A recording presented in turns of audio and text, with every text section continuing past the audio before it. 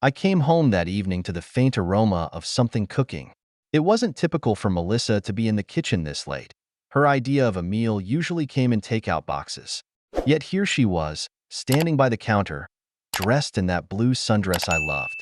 It clung just enough to remind me of the woman I'd fallen for years ago, back when things felt simpler, lighter. She looked up as I walked in, her lips curving into a smile that didn't quite meet her eyes. "David," she said softly, wiping her hands on a towel, "I've got a surprise for you." A surprise. Those words didn't usually come with anything good attached, not lately. But tonight, there was something different in her tone. She seemed eager, maybe even nervous. My gaze swept over the kitchen, the dimmed lights, the candles flickering on the table. It all felt out of place, but before I could say anything, Melissa walked over and slipped her hand into mine. Her palm was cool, slightly damp, like she'd been sweating. "What's all this?" I asked, nodding toward the setup. "Just sit down," she said, ignoring the question. She guided me to the table, where a small gift box with a white ribbon sat waiting. "Go on, open it." I hesitated for a moment, studying her face. There was something about the way her smile hovered, forced, almost like it was glued in place. Still, I picked up the box and untied the ribbon, the lid lifting with a faint creak. Inside were the tiniest baby shoes I'd ever seen. White, soft, with delicate ribbons that looked like they'd come straight out of a Hallmark commercial. It took a moment for my brain to catch up. My heart skipped, and I glanced at Melissa. "You're pregnant?" She nodded, her smile widening, though her hands trembled as she placed them over her stomach. "We're going to have a baby, David." For a second, I couldn't speak. Years of trying, of doctor visits, of late-night conversations about what we'd do if it never happened. It all hit me at once. The air seemed too thin, my chest tight with something between joy and disbelief. I stood, wrapping my arms around her before I even realized what I was doing. "Are you serious?" "Melissa, this is amazing. I can't believe it. We're finally going to be parents." She laughed, the sound shaky but warm, and leaned into me.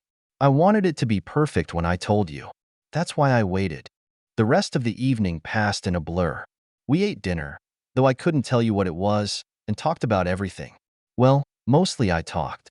Names, nursery themes, whether it'd be a boy or a girl. Melissa mostly listened, nodding along and smiling when I got carried away. Every so often, she'd reach for her wine glass, pausing just before taking a sip like she'd forgotten she wasn't supposed to drink anymore. I teased her about it, and she laughed it off, saying old habits die hard. In the following days, my excitement only grew. I found myself daydreaming at work, imagining what our life would look like with a baby in it. The late-night feedings, the first steps, the laughter that would fill the house. I started researching cribs and baby monitors, making mental lists of what we'd need. Melissa seemed happy too, though her enthusiasm felt quieter. She smiled when I brought home parenting books and nodded along when I suggested we start looking into daycare options. But whenever I asked about her next doctor's appointment, she waved me off. "It's just a routine checkup," she said when I offered to come along. "No need to make a fuss." "But I want to be there," I pressed. "This is our baby, Melissa." She sighed, her fingers toying with the edge of the table. "I know. It's just, I feel like everything's moving so fast. I need some time to process it all, you know? And those appointments can be stressful. I don't want you worrying over every little thing." It didn't sit right with me, but I didn't push. Melissa had always been independent, and I chalked it up to her way of handling things. Still, the unease lingered, gnawing at the edges of my thoughts. There were other moments too, small things that should have been easy to dismiss but weren't. Like the way she kept her phone screen angled away when she texted, or the time she came home late, claiming she lost track of time at the grocery store. Her explanations made sense on the surface, but there was a tension in her voice I couldn't ignore. One night, I caught her staring out the window, her reflection ghostly in the glass. "You okay?" I asked, coming up behind her. She startled, spinning around with a forced smile. "Of course," she said quickly. "Just thinking about everything we've been through to get here. It's a lot." I wanted to believe her. God, I wanted to. But even then, Something in me whispered that not everything was as it seemed. At that moment, though, I shoved the doubts aside. This was supposed to be our fresh start, the happy ending we'd fought for. And for now, I was willing to cling to that hope, even if the edges were starting to fray. The weeks after Melissa's announcement felt like a dream I didn't want to wake up from, but small cracks in the perfect picture began to form. It started with little things, things I could have easily overlooked if I hadn't been paying attention. Melissa began spending more time out of the house, citing errands that seemed to take longer than they should. When she came home, she was always in a hurry to shower or change, her explanations just barely making sense. "It was a long line at the store," she said one evening, tossing her keys onto the counter with a little too much force. "You wouldn't believe how slow the cashier was." That might have been believable, except the grocery bags she carried in had barely anything in them. A loaf of bread, a carton of milk, not the haul you'd expect from 2 hours out. I let it slide, though. Melissa had always been a bit scatterbrained, and I told myself I was being paranoid. But the unease only grew. Her phone became a constant companion, always within reach and always turned face down on the table. If it buzzed with a notification and I glanced over, she'd casually sweep it into her lap or the pocket of her robe. When I asked who she was texting, she shrugged and said it was work. "Mark's been on my case about those reports," she said, rolling her eyes. "It's like he forgets I'm not his assistant." Mark. I'd met him a couple of times at company events, a sharp-dressed guy with an easy smile and a knack for drawing attention. He was one of those people you couldn't quite pin down, friendly but with an edge that set your teeth on edge if you looked too closely. Melissa had never mentioned him much before, but now his name seemed to pop up every other day. It wasn't just her phone. Melissa had started staying late at work more often, claiming deadlines or last-minute meetings. I wanted to believe her, but I couldn't ignore the tightness in her smile when she told me, or the way she avoided my eyes. "Don't wait up," she'd say as she grabbed her bag and kissed me on the cheek. It wasn't like Melissa to brush me off so easily, but I kept telling myself she was just overwhelmed. After all, she was pregnant. There was a lot on her plate. Maybe I was being selfish, letting my own insecurities creep in when she needed my support. Even our friends and family didn't seem to notice anything amiss. When we announced the pregnancy, they were ecstatic. My mom cried, hugging Melissa like she was a miracle worker. My best friend, Mike, slapped me on the back and joked about teaching the kid how to fish. Everyone acted like we were the perfect couple, finally getting the blessing we deserved. But behind the smiles and congratulations, I felt like an outsider in my own life. Melissa didn't include me in any of the doctor visits, and when I asked about them, her answers were vague. "It's just routine stuff," she'd say, brushing it off like it wasn't a big deal. "Everything's fine, I promise." I wanted to push, to insist on going with her, but I stopped myself. Melissa had always been fiercely independent, and I didn't want to smother her. Besides, I told myself, she'd never give me a reason to doubt her. Not Melissa. Not my wife. The turning point came one night when I woke up to the sound of her voice. At first, I thought she was talking to herself, but as I listened, it became clear she was on the phone. Her voice was low, urgent, as if she didn't want to wake me. "I told you, I can't keep doing this," she whispered, the words barely audible over the thudding of my heart. "He's starting to notice." I froze, every nerve in my body screaming at me to get up and confront her. But I didn't. Instead, I lay there, straining to catch more of the conversation. It was no use. She was too quiet. After a few minutes, the talking stopped, and I heard the creak of the floorboards as she moved toward the kitchen. When I finally worked up the courage to follow her, I found her standing by the sink, staring out the window with her phone clutched tightly in her hand. She jumped when I spoke. "Couldn't sleep?" I asked, keeping my voice casual. She turned, her smile quick and brittle. "Just some work stuff on my mind." "At this hour?" She shrugged, slipping her phone into her pocket. "Deadlines don't care about the time." I didn't push her, though my chest felt like it might explode from the tension. Instead, I kissed her forehead and went back to bed, pretending everything was fine. But I couldn't shake the nagging feeling that something was very, very wrong. The next day, I tried to rationalize it. Maybe I'd misheard her. Maybe the stress of the pregnancy really was getting to her. But deep down, I knew. The seeds of doubt had been planted, and no matter how much I wanted to, I couldn't unsee the cracks in the facade. By the time Melissa left for work the next morning, I couldn't shake the memory of her hushed conversation from the night before. Her words looped in my head like a bad song. "I can't keep doing this. He's starting to notice." It wasn't the kind of thing you said about a deadline or a difficult client. It was personal, too personal. I spent the day trying to focus on work, but the unease gnawed at me, making it impossible to concentrate. Every time my phone buzzed, I half expected it to be a message from Melissa, some kind of explanation or reassurance. But all I got were calendar reminders and emails I didn't care about. When she came home that evening, she acted like everything was normal, humming to herself as she dropped her bag on the counter. I wanted to believe her. I really did. But the more I watched her move around the house, the more I noticed the little things. How she avoided looking me in the eye, how she tensed when her phone buzzed in her pocket, how she kept checking the time like she had somewhere else she'd rather be. That night, after Melissa went to bed, I sat in the living room staring at her phone on the coffee table.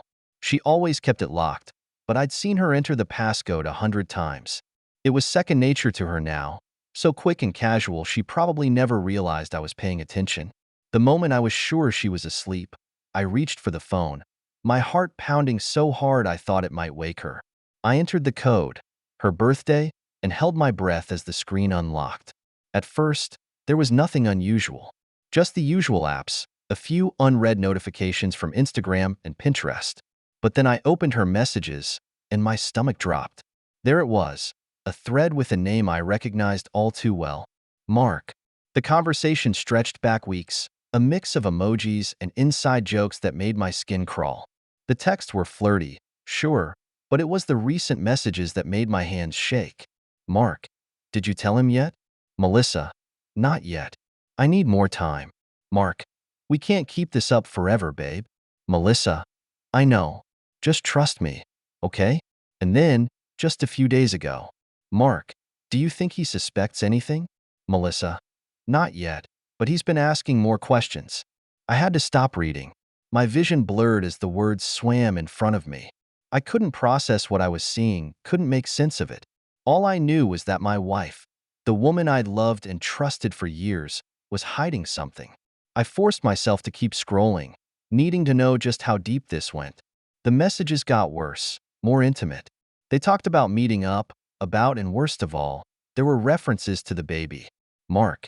You think it'll look like me? Melissa. Don't say that. It's too soon to even think about. The world seemed to tilt under me. My hands clenched so hard around the phone that I thought it might crack. The baby, our baby, wasn't mine. It couldn't be. I put the phone back exactly where I'd found it and stumbled to the kitchen, needing something to steady myself. The whiskey bottle was half empty, but I didn't bother with a glass. I drank straight from the neck, the burn doing nothing to numb the ache spreading through my chest.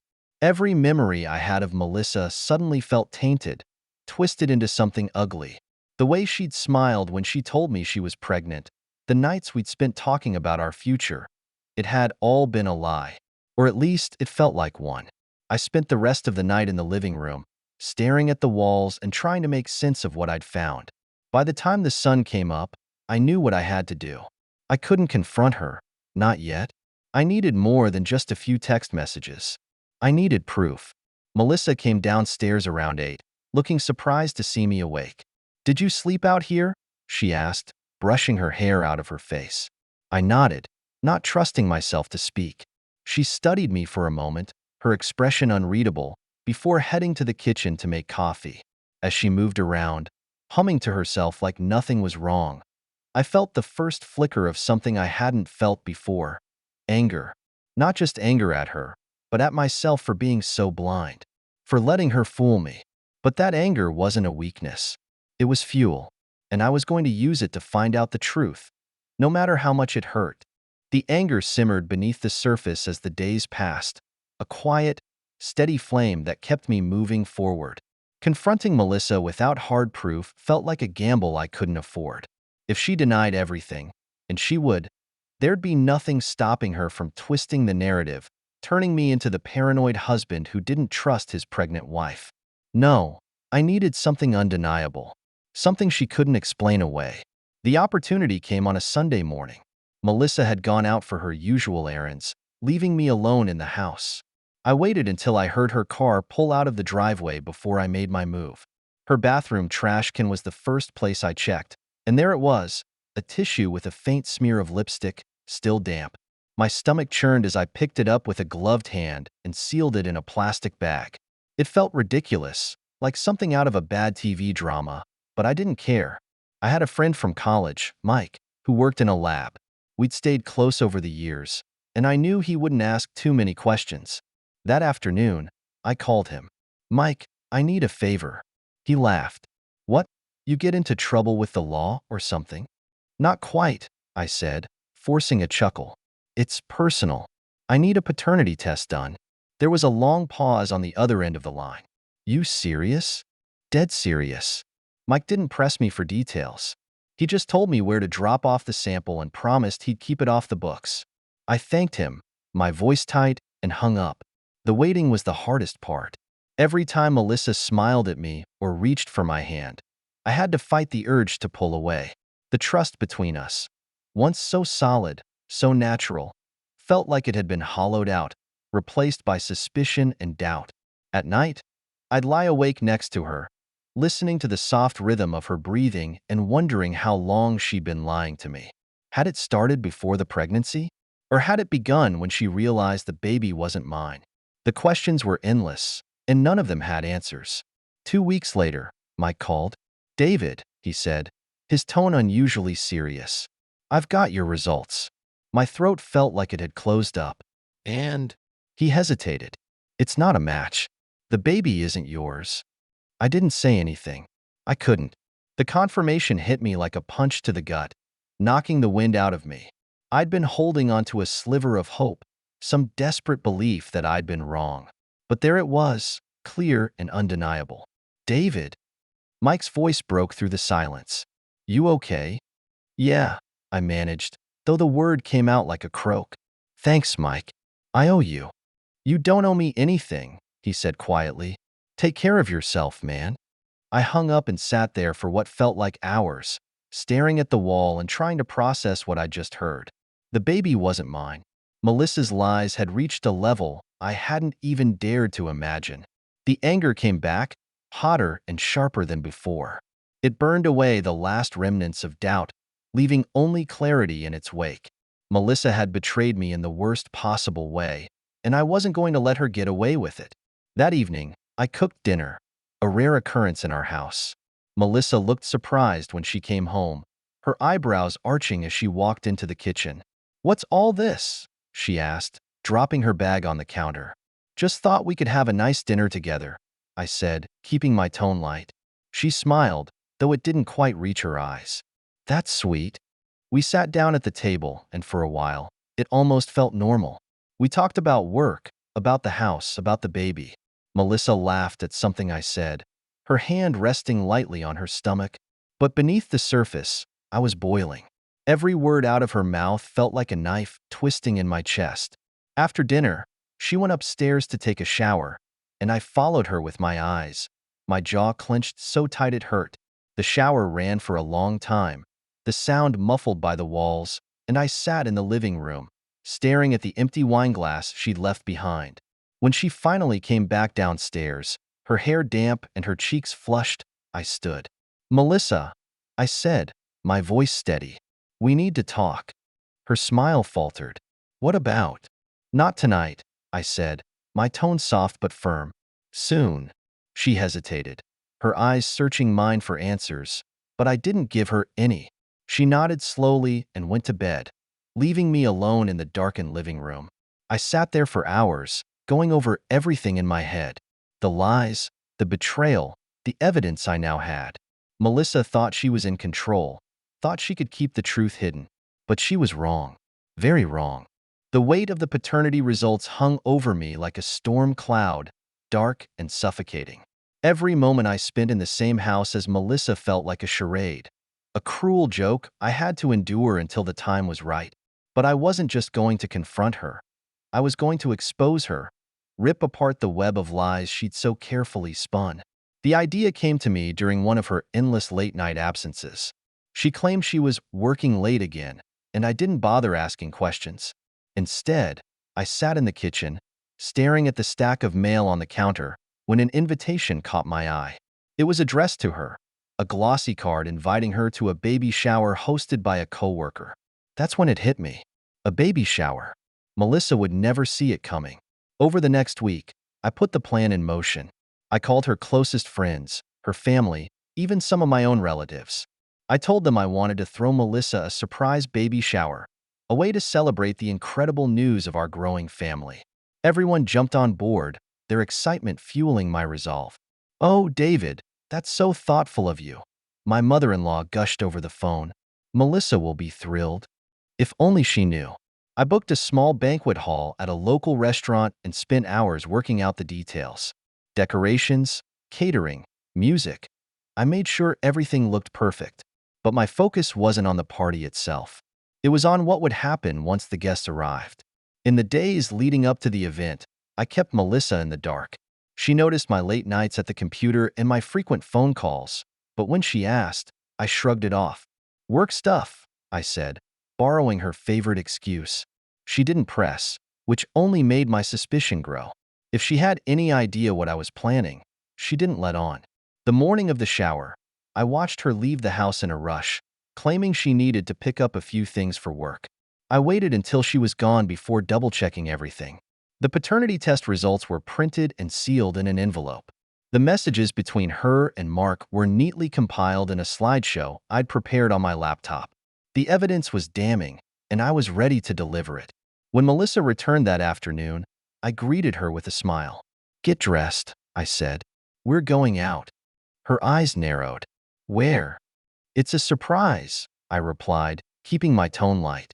"You'll see." She hesitated, clearly suspicious, but eventually relented. By the time we arrived at the venue, her confusion had turned to curiosity. The parking lot was packed, and as we walked inside, the sound of laughter and conversation greeted us. "David, what is this?" she asked, her voice tinged with disbelief. "Surprise," I said, leading her into the room. The look on her face was almost worth it. The decorations, the banner that read, "Congratulations, Melissa." In bold letters, the crowd of smiling faces. It was everything she could have wanted. For a moment, she seemed genuinely happy, her smile wide and genuine as she hugged her friends and family. But as the party went on, I kept my distance, watching her from across the room. She laughed, posed for pictures, and accepted compliments with a practiced grace that made my blood boil. She had no idea what was coming. When the time came for my speech, I stepped up to the front of the room, tapping a fork against a glass to get everyone's attention.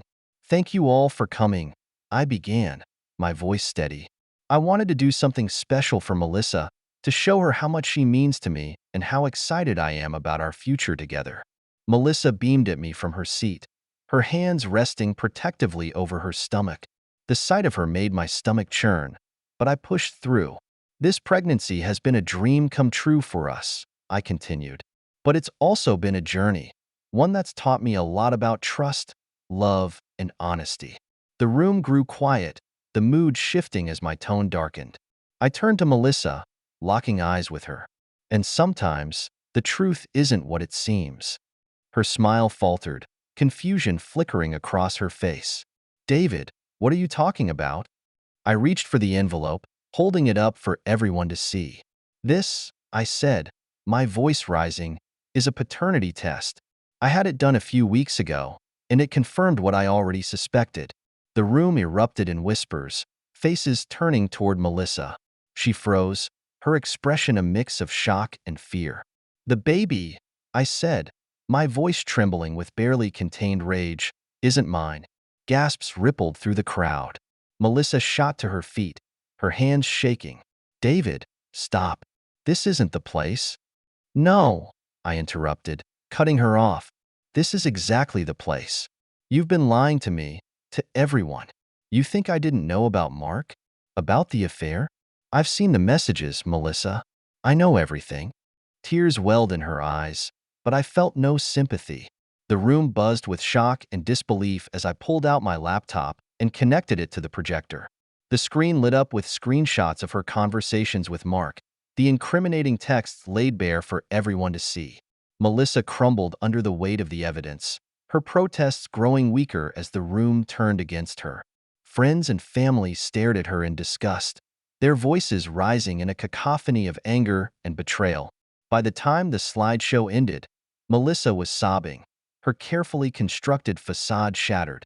I stood there, watching her fall apart, and for the first time in weeks, I felt a sense of peace. The lies were over. The truth was out. And this was only the beginning of her reckoning. The room was chaos. Voices overlapped, sharp and angry, as Melissa stood frozen in the middle of it all. Her cheeks were wet with tears, her chest heaving as she looked around for some form of salvation. None came. Everyone was too stunned or too disgusted to meet her eyes. "David, please," she choked out, her voice breaking. "This isn't what you think." I stood at the front of the room, arms crossed, staring her down. "Isn't it?" I shot back. My voice was cold, almost unrecognizable, even to me. Because the messages, the paternity test, the lies, Melissa, it all paints a pretty clear picture. Her hands clenched into fists at her sides as she tried to regain control. It's not that simple," she stammered. "Mark, he doesn't mean anything. It was a mistake." "A mistake?" I said, my tone sharp. "Was it a mistake when you told him about the pregnancy? Was it a mistake when you lied to my face, over and over, and let me believe that child was mine?" The crowd murmured in agreement, the anger in the room growing palpable. Melissa turned to her mother, reaching out as if for support, but the older woman recoiled, shaking her head in disbelief. "How could you, Melissa?" her mother hissed. "After everything David's done for you?" "Mom, please," Melissa begged, her voice cracking. "You don't understand." "I understand enough," her mother interrupted, her voice trembling with anger. "I thought you were better than this." Mark's name had come up in the whispers, and it didn't take long for someone to ask the question that hung in the air like poison. "Where is Mark?" one of her friends asked loudly. Melissa flinched, her eyes darting around the room as though hoping he might materialize to defend her. But of course, he wasn't there. Mark had always been a coward, and it seemed his bravery had run out the moment things got messy. I wasn't finished. Not yet. "Melissa," I said, my voice cutting through the noise. "Do you want to tell everyone how long this has been going on? Or should I?" She shook her head violently, tears streaming down her face. "David, please stop." "Why should I?" I snapped. "You didn't stop when you were sneaking off to see him. You didn't stop when you were lying to my face. So tell me, why should I stop now?" The weight of the room pressed down on her, and she sank into a chair, her head in her hands. For a moment, I thought she might finally tell the truth, but instead, she just sat there, shaking with sobs. I turned to the crowd, my chest heaving. "I'm sorry you all had to see this," I said, my voice heavy with bitterness. But the truth needed to come out. Melissa has been lying to me, to all of us, and I'm done pretending everything's fine. The silence that followed was deafening. Friends and family exchanged stunned looks, their expressions a mix of pity and outrage. No one spoke up for her. No one came to her defense. Finally, I walked over to the table where the unopened gifts sat, a cruel reminder of the celebration this was supposed to be. Without a word, I picked up a box, handed it to her, and leaned in close enough for only her to hear. "Enjoy the presents," I said, my voice low and sharp. "You'll need them when you're raising that child on your own." Then I turned and walked out, leaving her behind in a room full of people who now saw her for who she really was. As I stepped outside into the crisp evening air, I felt something I hadn't expected: relief. The weight of her lies was gone, and for the first time in weeks, I could breathe. But I wasn't done yet. There were still steps to take, loose ends to tie up, and I was ready for whatever came next. In the days following the baby shower, the fallout from Melissa's lies spread like wildfire. News of her betrayal rippled through our social circles, and everyone had an opinion, none of them favorable. Friends who once admired her couldn't believe the truth. Family members, especially her own, expressed outrage and shame. Melissa had become a pariah in her own life, and I wasn't about to shield her from the consequences. The first thing I did was file for divorce. I wasted no time, contacting a lawyer the morning after the baby shower. I wanted everything documented: the affair, the paternity test, the messages. My lawyer, a no-nonsense woman named Rachel, assured me that with the evidence I had, things would go in my favor. Given the circumstances, she said, scanning the pile of evidence I'd brought to our meeting, you're in a strong position. The court won't look kindly on infidelity, especially with a child involved. It was a small comfort, but I clung to it. Melissa, of course, tried to reach out, leaving me voicemail after voicemail. In the beginning, her messages were desperate pleas for forgiveness. David, I'm so sorry. I never meant for this to happen. Please, just talk to me. We can fix this. But as the days went on and I didn't respond, her tone shifted to anger. You're really going to throw everything away over one mistake? You're not perfect either, David. Don't act like you are. I deleted every message without listening to the end. Melissa tried to come by the house once, pounding on the door and yelling for me to let her in. I didn't even look out the window. Eventually, she left, but not before leaving a tearful note in the mailbox, begging me to reconsider. I threw it in the trash without reading more than the first line. Meanwhile, Mark had all but disappeared. Rumor had it his wife had kicked him out after she received a copy of the messages I'd sent her. From what I heard, he was couch surfing, trying to lay low until the heat died down. It gave me a grim sense of satisfaction to know that his life was falling apart too. Melissa moved in with her parents, though it was clear from the awkward phone call I had with her mother that the arrangement wasn't going well. She's not handling this gracefully, her mother admitted, the disdain in her voice barely hidden. I just don't know what's going to happen to her, David. She made her choices, I replied flatly. Now she has to live with them. As for me, I stayed in the house for a while at least. It was quiet without Melissa, almost eerily so. The silence gave me too much time to think, to replay the events that had led to this moment.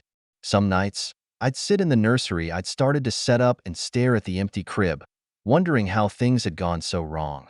But I didn't wallow for long. I threw myself into work, spending long hours at the office to distract myself. I reconnected with old friends, people I'd lost touch with during my marriage, and found solace in their company. Slowly, I began to piece my life back together. The divorce was finalized a few months later. I kept the house, my savings, and most importantly, my dignity. Melissa didn't fight me on much. She didn't have the leverage to. When it was over, I felt a sense of finality, like I could finally close the chapter on that part of my life. I sold the house not long after. It held too many memories, most of them tainted now. I used the money to move to a new city, a fresh start. The first night in my new apartment, I sat on the balcony with a beer in hand, staring out at the skyline. For the first time in what felt like forever, I felt free. Melissa faded from my life, though I'd hear things from time to time. She struggled to raise the baby on her own, bouncing between jobs and relying heavily on her parents for support.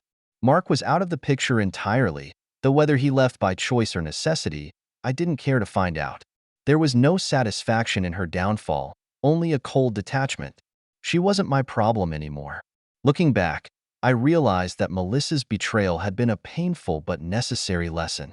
It had taught me to be stronger, to trust my instincts, and to value myself in ways I hadn't before. She had tried to break me, but in the end, I was the one who walked away intact. As I sat there on that balcony, watching the city lights flicker in the distance, I felt a quiet sense of peace. My future was mine again, and I was ready to embrace it, free from lies, free from betrayal, and free from Melissa. Subscribe so you don't miss new stories on the channel.